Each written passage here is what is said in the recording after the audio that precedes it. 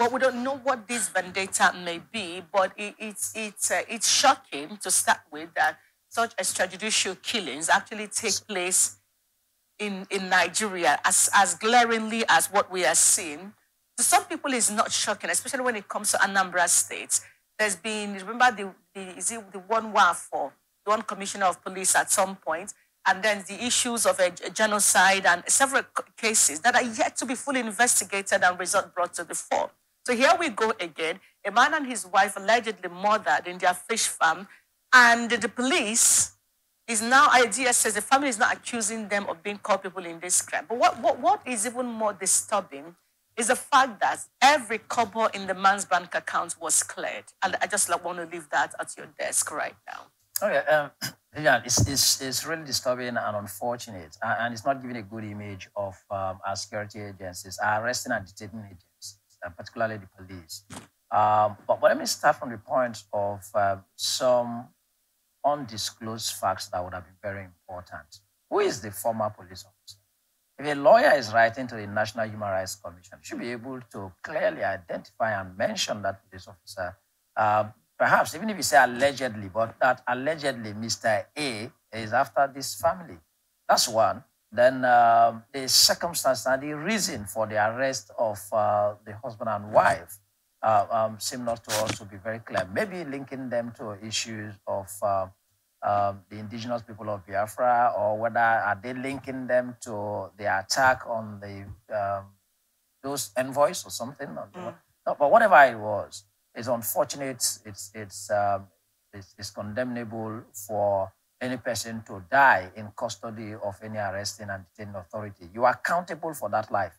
Let's make this very emphatic. Just like when we had the Chuma Kunadu matter in River State, anybody that dies in custody of any detaining authority,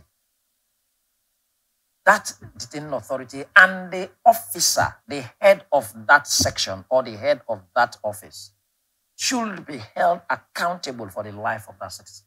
So whatever it is, the alleged murder of Mr. and Mr. Shiago should be such that we should call the arresting and detaining authority to account for their lives. Then, of course, accounts for any property. And this is interesting. Let me even quickly relate this to what is trending currently in River State. The story actually coming from Force Headquarters Abuja and then from Delta State, but in relation to River State.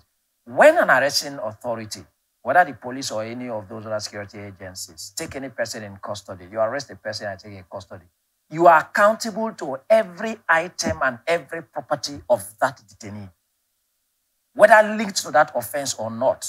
If it is linked to that offense, of course, apparently it becomes an exhibit, and you are accountable for every exhibit you take in. It is not imaginable that in a statutory agency, let's say, okay, the police or any of the arresting authorities, so that we don't just vilify the police, because it appears to be a joint task force thing. But in common experiences, when you hold somebody in custody and you take inventory, you list down every item of that suspect or that person in detention, and you keep proper custody of it, nothing should be missing. I have known that there were police officers who had been put on trial and, of course, suspended and were under some kind of trial for reason of not accounting for materials of some persons that were in custody. That was some decades ago anyway.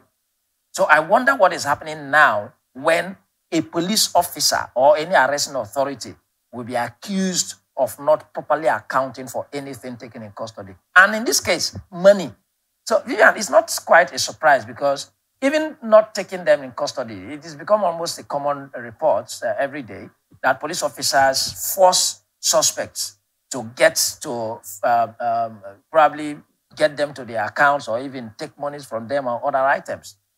And that's why I wanted to link to the current one that I saw on social media, where it's reported now, it's actually trending last 2 days, that the River State Police Command, particularly the State Criminal Investigation Department, that some officers there are now alleged to have taken some 80 million naira from a criminal suspect. Or whatever it is, for whatever allegation, whatever reason, whatever information you got, and then that you got somebody arrested, taken into custody, and then you got probably some money from the person's home, and the report is coming out such that it's rather money that has been taken and converted, and if you like, extorted from this individual. But there are questions that are still going around that trending story. But the bottom line that it's unfortunate, it shouldn't be heard at all that any property or item belonging to a suspect, and in this case, money. So if it is money, it means that that authority, that agency of government that has statutory responsibility to prevent crime is committing crime. Because there is no justification for the monies in the accounts of Osiago to be taken away. If it's true, as alleged, that it's in connection with this arrest and then the arresting authority, that is stealing in itself.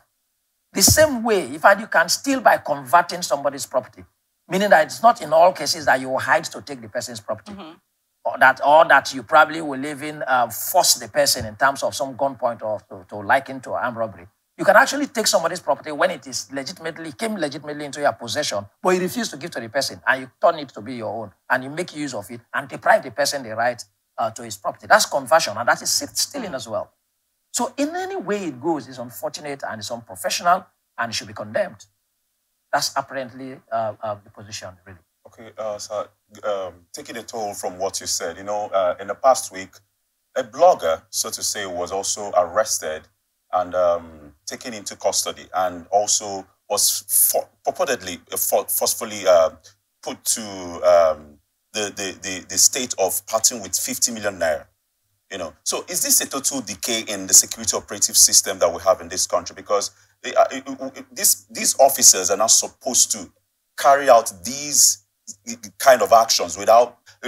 Can we lay a claim that someone sends them to do this, or are they just on their own? But the social analysis of this, especially in our society that we've come to know, it is possible. There's a possibility that it's, if you like, is a conspiracy amongst the officials and even the officers, the superior officers in these authorities, these security agencies. But in the first place, it is condemnable, like you asked. It is condemnable. It is unprofessional. It is criminal. It is, like I described, it is stealing on the other hand, by state authorities. I have said that the fact that you are a security agent doesn't mean you will not commit crime by some of your conduct. If you torture a person, it's crime against the Anti-Torture Act. And then the Anti-Torture Act criminalized torture, and there is no justification for torture. So let's assume that because you say you are a security agent, you're carrying out your statutory responsibility, but you torture a person, it's crime. Again, like I said, conversion is crime, is stealing. So whichever way you get someone's property in your custody, in your hand, because you arrested the person and you deprive the person from the use and ownership of that property, and you turn it to be your own, it's conversion. Again, whether you compelled the person, and the beautiful thing about the Anti-Torture Act, I must say here, is that torture has gone beyond the definition or description of physical infliction of injury. Okay. So you could see that even when you threaten somebody of detention, it's torture.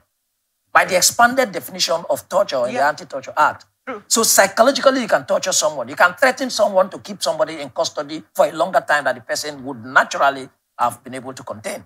So you've tortured that person. So if by that reason you got the person to even willingly, that willingness is extracted by force. So it's no longer consent. Even willingly giving you his 50 million naira, that the story you just narrated. So extracting or extorting that 50 million naira from that person, or whatever amount of money, as reported every day, really now, that security agents will arrest young persons and collect every money or share some kind of proceeds with them. Let us assume that allegedly you say it's proceeds of crime. Then is the security agent authorized or permitted to share the proceeds of crime with the criminal suspect? It is no. So it means that you're sharing in that criminal behavior. So if you arrested a person and then clearly you think that he is in possession of some money or some property or something, and then it's clearly, or as you assume, proceeds of crime, reasonable suspicion, would you benefit from it? If you benefit from it, then you're a conspirator. You're part of the offense. So in all senses and in all considerations, I think it's condemnable, it's unprofessional, it is not statutory, it's unlawful and illegal, and should not be condoned. Those officers that do that are equal to that criminal suspect in terms of criminal behavior.